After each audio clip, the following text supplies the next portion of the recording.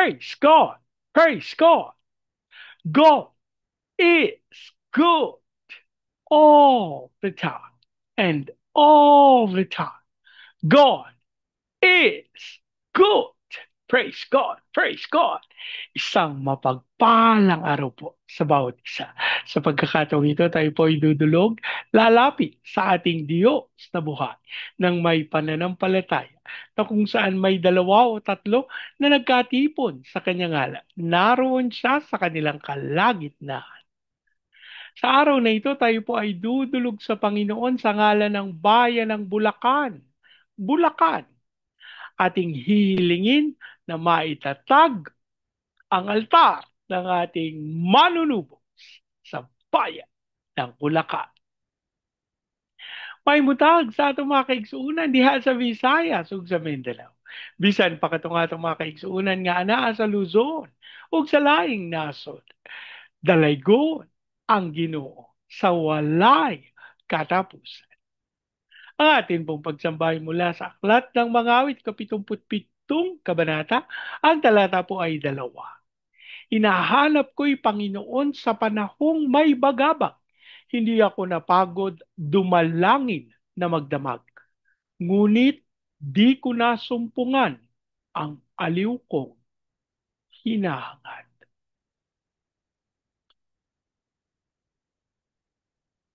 Hinahanap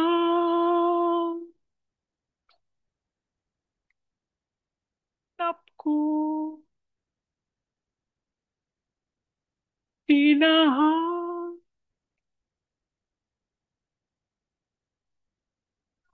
ko, Panginoon, sa panahong may bagabag. Di ako napagod dumalangin magdamag. Hinahanap ko,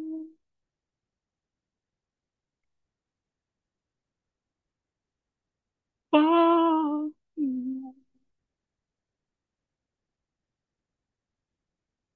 Ngunit di ko nasumpungan ang alin kong hinahangad. Hinahangad ko, Panginoon. Ama naming Diyos na makapangyarihan sa lahat, kami po'y nagpapasalamat sa pagkakataon na minsan pang makadulog at makalapit sa iyong banal na harapan. Ama, kami po'y nagpapakumbaba, humihingi ng tawad sa lahat naming pagkakasala at ang aming panalangin ng banal na dugo ng aming manunubos ang siya maglinis at pumawi sa lahat naming karumihan. Kami din pong dinudulog sa iyo ang bayan ng Bulacan, sa probinsya ng Bulacan. Ang aming panalangin, ang lahat ng altar at lahat ng kasunduan na ginawa sa mga ito nang hindi ayon sa pangalan ng aming manunubos ay mapawalang bisa sa pangalan ni Jesus. At ang aming hiling tunay sa pangunguna ng iyong Santong Espiritu, maitatag ang altar ng aming Panginoong Heso Kristo sa bayan ng Bulacan. Maraming maraming salamat po ang aming pag-asa at tinugon nyo at tinanggap namin ang aming panalangin sa pangalan ng aming Panginoong Yesus. Amen. Amen. Amen. Amen. Amen. Amen. Amen. Praise God. Praise God. Ang ating pong pagbubulay ay mula sa Aklat ng Genesis, 29 na kabanata, talata 9 hanggang 12. Nakikipag-usap pa si Jacob nang dumating si Raquel na kasama ang kawan ng kanyang ama. Nang makita ni Jacob si Raquel na kasama ang kawan ni Laban, binuksan ni Jacob ang balon at pinainom ang mga tupa. Pagkatapos nilapitan niya ang dalaga at hinagkan, napaiyak siya sa tuwa. Sinabi niya, ako'y pamangkin ng iyong ama, anak ng iyong tiya, Rebecca. Ang Diyos po ang magpala ng kanyang buhay at makapangyarihang salita. Ang bahagi pong ito ng banal na kasulatan ay tumutukoy dun sa pagkakataon na nagtagpo na si Jacob at ang kanyang pinsang si Rebecca. At ito, tinukoy na binuksan ng nunong Jacob ang sabi ng mga ng mga shepherd na nauna. Na suggestion niya sa kanila, uy, painumin nyo na yung mga tupad nyo, tapos tsaka nyo pakainin, tsaka nyo pagpahingahin. Sabi nila, nako, hindi pwede. Kailangan tama-sama muna. Pero alam nyo, nilabag to ng nunong Jacob at tunay, kanyang pinainom ang mga tupa kasi kasakasama ni Rebecca yung kawan ng kanyang tatay. Mga kapatid, makikita natin dito kung paanong ang nunong Jacob ay mula sa katotohanan at sa gawain ng isang pastol. Ito po yung nung isang araw ko pa sinasabi. Matalino. Ano po? Hindi basta, hindi basta nagsasalita. Alam niya yung kanyang sinasabi. At nagawa niya. Ikinilos niya. Sabi niya, ayaw niyo makinig sa akin. Ako nagagawa. Alam niyo po, ito'y nagpapakita sa atin ang katotohanan ng karunungan ng nunong ako. Kasi kung hindi niya alam, ako hindi niya pwedeng ipilit. Ano po?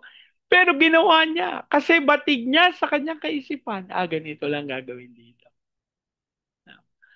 At nakakatuwa, sapagkat nung nakita niya si Rebecca, sabi na banal na kasulatan, nung nilapitan niya ang dalaga, hinagkan niya, napaiyak siya sa tuwa. Alam niyo, ito yung nagsasabi sa atin na hindi basta-basta yung biyahe galing Kanaan patungo sa Haran kung nasaan ang kanyang tiyuhin na si Laban.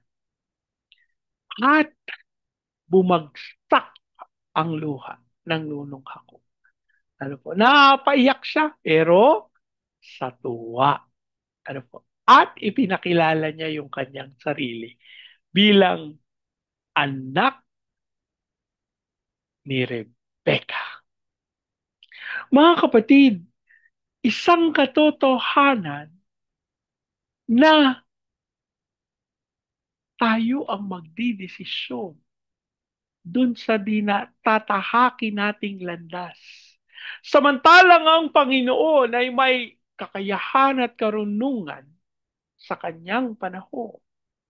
Binigyan tayo ng Diyos ng kapamahalaan sa buong sanlibutan. Ibig sabihin, kasama dyan kung ano yung iisipin natin, gagawin natin, at ikikilos natin. Ako mga kapatid, hindi tayo pwedeng basta-basta sapagat binabantayan ng Panginoon ang ating mga ginagawa. At alam niyo, isang katotohanan. Kapag ating tinaglay sa ating mga puso, yung mga kaalamang espiritual. Alam niyo po, ang ginawa sa akin yan, nung ganap kong naunawa yung kapangyarihan at kakayahan ng ating Diyos na buhay, binaliwala ko po ang kayamanan ng sanlibutan ito. Na kahit ako po ay namamangha sapagkat naalala ko nung bata pa ako, gusto ko ng malaking bahay.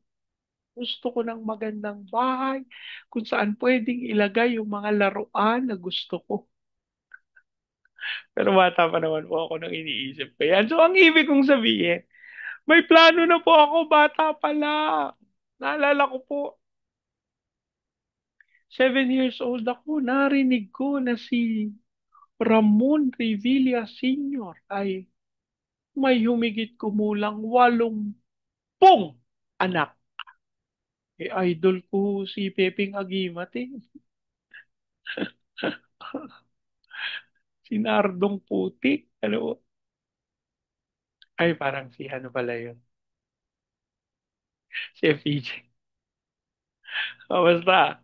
Okay. So, kaya nung bata pa po ako, 7 years old, sabi ko, pagka lumaki ko, gagawa ako ng 12 panganay. Bata ko pa po, pero yan ang aking kaisipan. Alam niyo kung bakit? Mulat ako sa mga bagay ng laman. Sa napakabata kong edad, alam niyo, natatandaan ko pa yung mga text, yung barahan na maliliit, di ba yung mga ganyan kaliliit lang. Kapag nakita ko si Carmi Martin, ako talagang nai-excite po ako. 7 years old na bata. Nakita ko, naalala ko, nakita ko ng nanay. Titig na titig ako dun sa text. Eh, nanay ko, ano ba yan? Ay, sabi ko, text lang po na. Hindi niya nakita. Yung sexing si Carmi Martin yung tinitingnan. 7 years old. Alam niyo po, yung sinasabi nila na age of accountability, ako napaka, ano po niyan, niisip ko yung tamang term eh. Medyo shadow po yung idea na yan. Ano po yung age of accountability. Kasi, paano hindi ko sasabihin na shady? 7 years old, alam ko na yung, di ba po, yung mga bagay na makalaman. Na hindi ko rin alam kung paano ko natutunan. Basta, ang iniisip ko lang, pagka nakakita ko ng sexy, ano po. Pero itong mga planong ito, itinuwid at itinama ng Panginoon. Mga kapatid,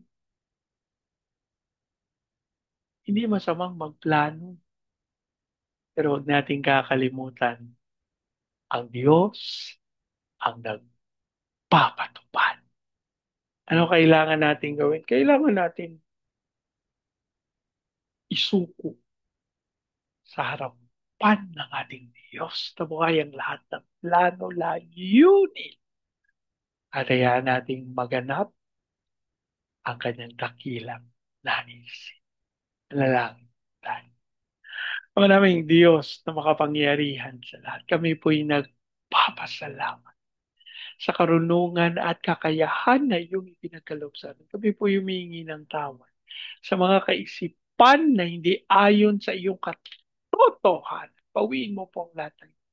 At ang aming panalangin na matunay, maging ganap ang inyong mga lingkod upang sumunod sa inyong nais. So, namin din dinudulog sa iyo ang bayan ng Bulacan sa probinsya ng Bulacan. Ang aming panalangin, magkaroon ng pagkakaisa sa katawan ng aming Panginoong Kristo, maging dahilan kung bakit maitatantag ang altar ng aming manunubos sa bayan ng Bulacan. And we're declaring the fire of revival in Jesus' name. Saldin po namin ang pagkilos mo, Mang Diyos, sa aming mga training agencies, katulad ng aming Lifeline, Asian Center Missions, Elijah House Philippines Church, Renewal Asia Pacific International Institute Studies.